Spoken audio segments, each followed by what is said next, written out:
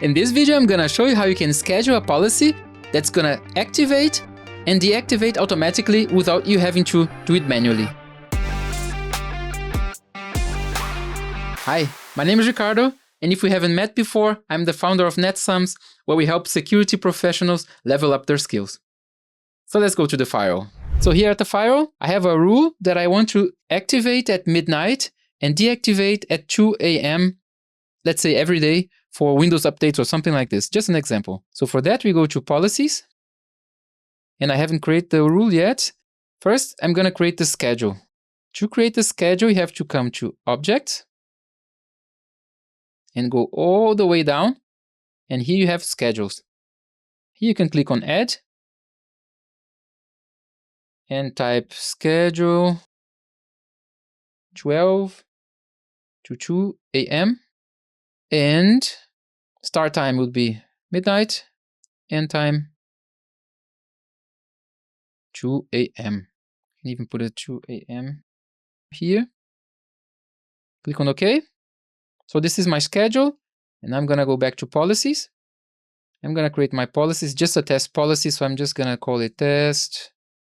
Source, I'm gonna say any, destination, any.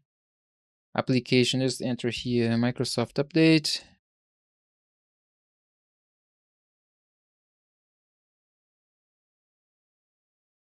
Depends on SSL, okay, fine. There's SSL, just for example anyway. I go to Actions, and then under Actions, I have other settings, the schedule, and here I can select the schedule that I created. Can also create a new schedule from here, if you have forgotten to do so before, but have already created this one. Click on OK.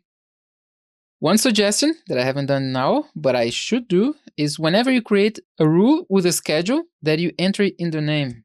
Scheduled, or something like this. That whenever you are looking here at the rules, that you can see that this rule has been scheduled. Some code that you want to enter. Why? Because whenever you see a rule like this, your first instinct is to think, okay, all the rules here are active, right? But this rule here, for you to see that it's not active right now, because I'm not between midnight and 2 a.m., you have to go all the way to the right. Under Options, you see that there's a little symbol with a schedule in it. So the rule now is not active. Let me move back. So with the scheduled here, whenever you see the rules, you can see that the rule has been scheduled, so you can take a look. Oh, okay, maybe this rule is not active right now. Because I've had before problems that there was a rule there that I could see. I was asking myself, why is this rule not matching? And I didn't see that the rule had a schedule. Took a while for me to find that the rule was scheduled. Okay, so that was it. So this rule, after you commit, is going to be active from midnight to 2 a.m. So at midnight, the rule gets activated automatically.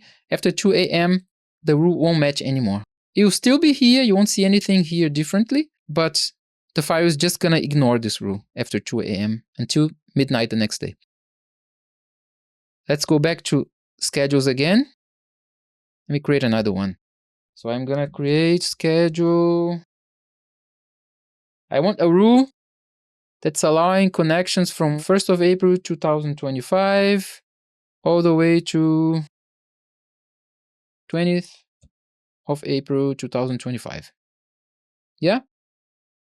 Let's suppose that somebody is going on vacation on this period, or not vacation, but on a trip, and I have a company that only allows connections from my country, VPN connections. Maybe this person is going to be in an event or something abroad, and you're supposed to allow the GlobalProtect connections from this country that the person is going to, so that the person can connect. So in this case, you won't select daily, but you're going to select non-recurring. It means that it's only going to happen once. So here you have to enter the end date, because it's non-recurring anymore. So here I'm going to enter 1st of April. So I go to April, 1st of April 2025. The time will be midnight. The end date, I said it was the 20th of April. Yeah. And I just select 23:45. It's the last time that the Palo Alto offers. I think you can enter also manually, but I usually don't do this. I only select 23:45, and that's enough. 15 minutes won't make a big difference in this example here. So I just press OK. So I have a non-recurring schedule. And I can see here clearly the beginning of my rule and the end of my rule. Whenever you have the end of the rule here, you can see, okay, is this in the past? If this is in the past, this rule can be cleaned up. I can make a little bit clean up in the schedule. Why? It's my recommendation because this list here doesn't get cleaned up automatically from the file. The file will leave this schedule here even though it's a non-recurring schedule and it's in the past. And if it's linked to a rule, you won't be able to delete this schedule. For example, if I try here to delete this one, I press yes, it's going to say I cannot delete because it's connected to a policy rule. So you have to come here regularly, or sometimes, depends on how often you use this schedule. Best practice is what I recommend from time to time to come here and take a look and erase the stuff that you don't need. For example, this one can be erased. And also with the policies, if you have a policy with a non-recurring schedule and it's in the past, this policy can go away. That was it that I wanted to show you regarding the schedules today. Thank you guys for watching the video until the end. I hope you got some value from the video. Don't forget to subscribe to the channel. And maybe this video here can help you further with the Palo Alto configuration. And I hope to see you in the next one. Bye bye.